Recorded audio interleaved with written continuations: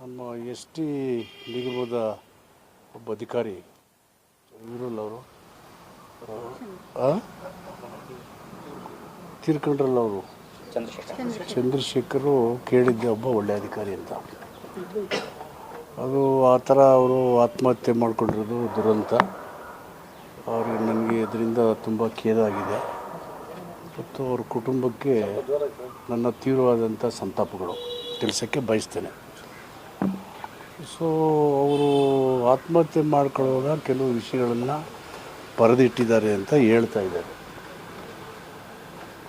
ನಮಗೆ ಯಾರ್ಯಾರಿಂದ ತೊಂದರೆ ಆಯಿತು ಏನೋ ಅಂತ ಹೇಳಿದ್ದಾರೆ. ತಕ್ಷಣ ಸರ್ಕಾರ ಕಾನೂನಿನ ಪ್ರಕ್ರಿಯೆಯನ್ನು ಪ್ರಾರಂಭ ಮಾಡಿದ್ದಾರೆ. COD ತನಿಖೆಗೆ ಹಾಕಿದ್ದಾರೆ. ಸಂಬಂಧಪಟ್ಟ ಅಧಿಕಾರಿಗಳನ್ನು ಸಸ್ಪೆಂಡ್ ಮಾಡಿದ್ದಾರೆ. ಎಲ್ಲ ಆಯಾಮಗಳಲ್ಲಿ ತನಿಖೆ ಆಗುತ್ತೆ. ತನಿಖೆ ವರದಿ ಬಂದ ಮೇಲೆ ಸತ್ಯಾಸತ್ಯತೆ ತಿಳಿತದೆ.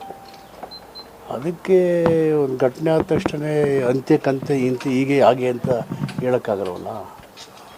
ಏನಾಗಿದೆ ಏನಾಗಿಲ್ಲ ಅನ್ನೋದು through a proper enquiry the truth must be revealed, should be known. ಬಂದಾಗ law will take its own course.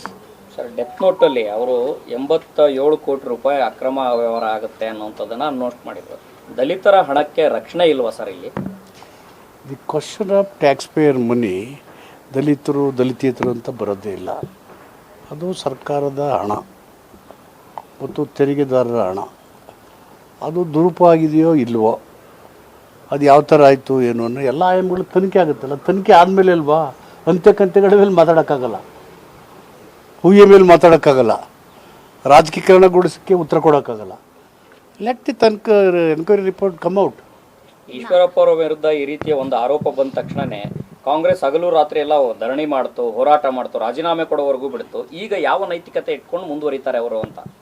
ಈಶ್ವರಪ್ಪನ ಪ್ರಕರಣನೇ ಬೇರೆ, ಈ ಎಸ್ ಟಿ ನಿಗಮದ ಹಣ ಇಲ್ಲಿಂದ ಇನ್ನೊಂದು ಬ್ಯಾಂಕ್ ವರ್ಗಾವಣೆದಂಥ ರೀತಿ ನೀತಿಗಳೇ ಬೇರೆ.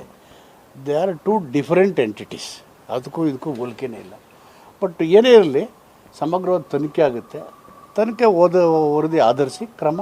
ಈಗಾಗಲೇ ಸರ್ಕಾರ ಕಾನೂನಿನ ಪ್ರಕ್ರಿಯೆಗಳನ್ನು ಚುರುಕಾಗಿ ಪ್ರಾರಂಭ ಮಾಡಿದ್ದಾರಲ್ಲ.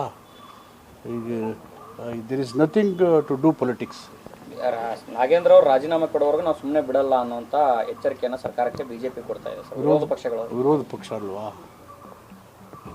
ಅಲ್ವಾ. ಸೊ ಅದಕ್ಕೆ ಅಲ್ಲಿ ಯಾವುದೇ ತನಿಖಾ ವರದಿಯ ತನಿಖಾ ಸಂಸ್ಥೆಗಳ ವರದಿ ಬಹಿರಂಗ ಆಗದೇನೆ, ಏನು ಸತ್ಯಾಸತ್ಯ ಗೊತ್ತಿಲ್ಲದೇ ಯಾವ ನಿರ್ಧಾರ ಮಾಡ್ತೀರಿ? ಯಾಕೆ ಮಾಡ್ತೀರಿ? Let the truth come out.